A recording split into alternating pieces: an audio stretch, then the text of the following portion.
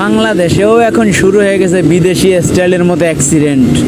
একটা গাড়ির সামনে অ্যাক্সিডেন্ট করলে পিছন দিয়ে তার সারি বেঁধে একটার পিছে একটা কিভাবে দেখেন একবারে বিদেশি স্টাইলে মেরে দিল।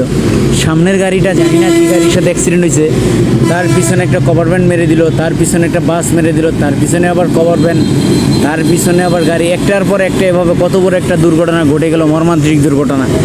এই সমস্ত দুর্ঘটনার গুলি ঘটার পিছনে একটাই কারণ, ওভার স্পিড।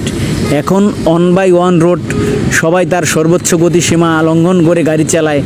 একটা গাড়ি হঠাৎ করে ব্রেক করে ফেললে পিছে ও নিয়ন্ত্রণ করতে পারবে কি না তার ভাবনা নেই। টপ গিয়ার লাগায় যতটুকু আছে ততটুকু অ্যাক্সেলারেটর চিপে ধরে। আসলে যে কোনো মুহূর্তে গাড়ি একটা দাঁড়ায় যেতে পারে, একটা মানুষ দৌড় দিতে পারে, যে কোনো মুহূর্তে একটা হতে পারে না।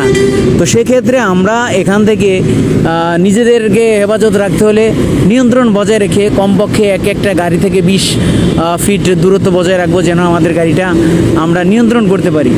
আসলে ওভার স্পিডে গাড়ি চালানোটা বড় বাহাদুরি নয়, সবচেয়ে বড় বাহাদুরি ছিল নিজের গাড়িটাকে নিয়ন্ত্রণ রাখা।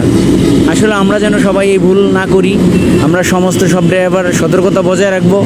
আমাকে যদি কেউ ওভারটেক করতে চায় তাকে আমি ছেড়ে দিব, কেউ আমার সামনে আসতে চালালে আমি তাকে ওভারটেক করবো। অন বাই রাস্তায় চালানোর নিয়ম হয়েছে এটা। বাইরে এটা বিদেশ না, বিদেশের কোনো রাস্তা না যে এক লাইনে একটা স্পিড দেওয়া আছে, সেখান দিয়ে গাড়িগুলি স্পিডে চলে যাবে। এটা বাংলাদেশ, আমরা বিদেশি স্টাইলে গাড়ি না চালাতে যাই, এভাবে দুর্ঘটনার সম্মুখীন না হই। আমরা নিজের সতর্কতা বজায় রাখি, আমরা ভালো থাকি, কোম্পানির গাড়িটি ভালো থাকুক, প্লাস আমাদের জীবন ভালো থাকুক। একটি দুর্ঘটনা সারা জীবনের কান্না, আর আপনি যদি কিছু হয়ে যায় আপনার ফ্যামিলি সারা জীবন কাঁদবে।